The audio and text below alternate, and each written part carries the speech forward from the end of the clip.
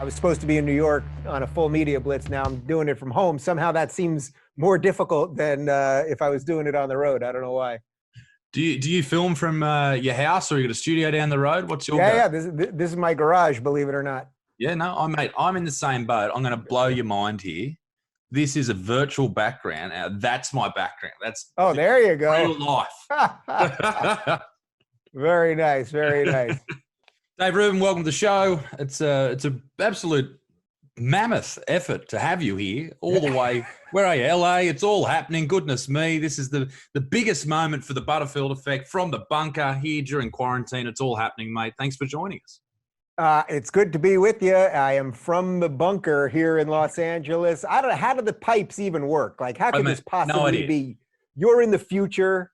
It's 9 a.m. It's like 3 p.m. for me here. We're in different universes, yet somehow the internet lets us do this. And this is one of the things that I've spoken about before with quarantine. It's actually made people closer together. There's these podcasts that I've always wanted to do. And I've spoken about for some time, like one with Michaela Peterson that I'm doing in a couple of days.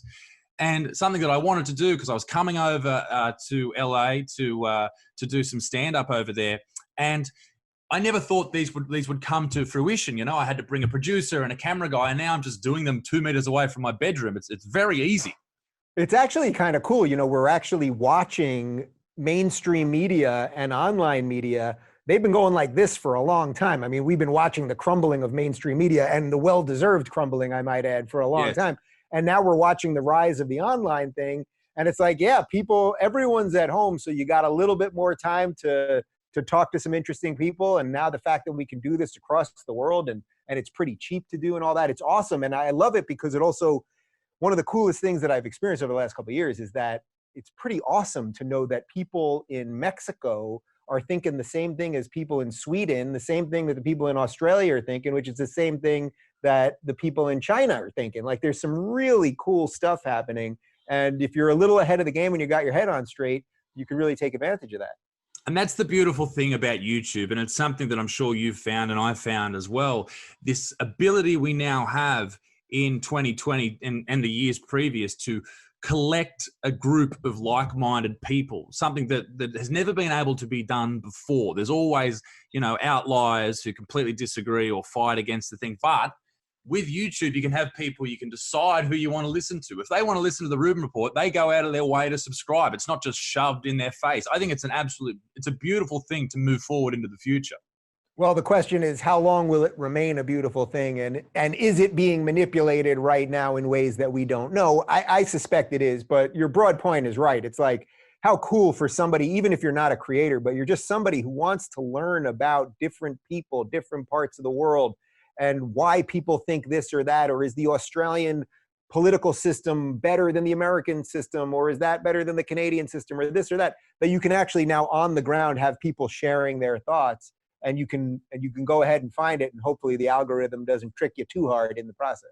And that is a tricky thing too, the algorithm, the all-powerful algorithm. I mean, in the Australian world, if you're a comedian and you do YouTube, or you are a YouTuber, you are looked down upon.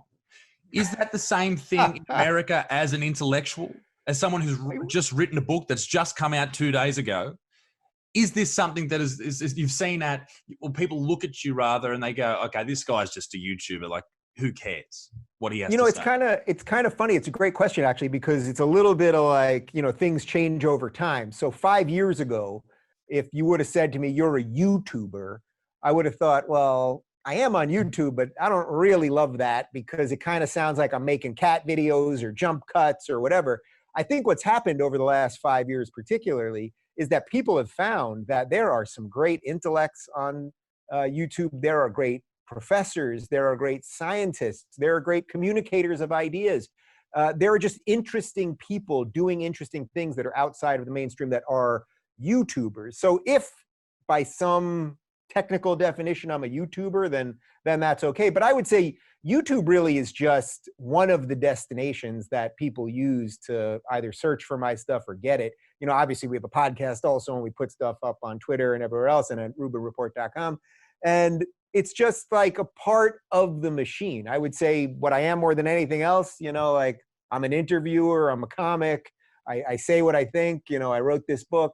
YouTuber, yeah, we're doing this on YouTube, so I can't say we're not YouTubers at any level. But I think 5 years ago that felt kind of like, oh, like you're a kid. Where now, you know, you watch CNN anchors, or for you guys, Sky News or whatever it is. It's like these guys are all doing their stuff from home right now. So really, without their fancy studios and all the makeup and the huge production value, it's like we're all kind of even right now. And in many ways, some of us that have been doing this for a while that actually can speak off our mind and know what we think, in many ways, we're progressing past them, which is actually kind of cool. And post this whole COVID situation, it will be very interesting to see how the mainstream transitions back. Will they go straight back to what they used to do? You know, you run your journalism course, you jump through all the hoops, you kiss the right backsides, you know, or will they run something a different type of model? Because right now, people, they decide when they sit down, they have dinner or of an evening, they think to themselves, okay, am I going to watch Netflix? Am I going to watch Amazon? Am I going to watch YouTube? Or am I going to watch normal TV or cable TV or whatever it happens to be?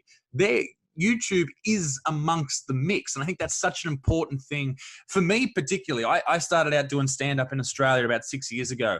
And, you know, Australia is a country of 26 million people, which I think the greater LA area is something like 40 million. It's insane. Yeah, we got a lot of people over here.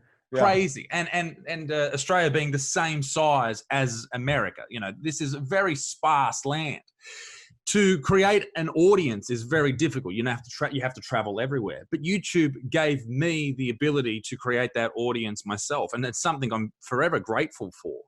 And I think it's something great for you as well. I mean, you've now written a book off the back of this audience that you've grown. People who maybe they don't hold off every word and wait for you to, you know, like. The thing is, like, we aren't these YouTubers where people are like, okay, I can't wait for the next vlog to come out, this type of thing, young kids clicking. These are people who, they have opinions. They have thought processes, and they want to hear someone explain things or give their point of view on certain things. I'm sort of racking on the same point. I'm just stoked that YouTube is a thing because it's given me a career. Listen. For all my frustrations with YouTube, and people know I complain about the algorithm all the time, and I complain about demonetization and the rest of it, the fact is they're giving us the pipes to do what we do. It doesn't mean it can't be better. It doesn't mean we shouldn't push them when they want to be pushed. It doesn't mean that there will be other competition and other products and the rest of it. But yes, the fact that this can all happen is pretty awesome. And I got to tell you, when I was in Australia with Jordan Peterson, and we did about 8 shows in Australia, and then we were going to come back to Australia, but things got a little screwy. I freaking loved the Australian audiences. You guys remind me more than any other country that we went to, even more than the UK and Canada, of the American ethos. Like there is like a spirit of individualism in Australia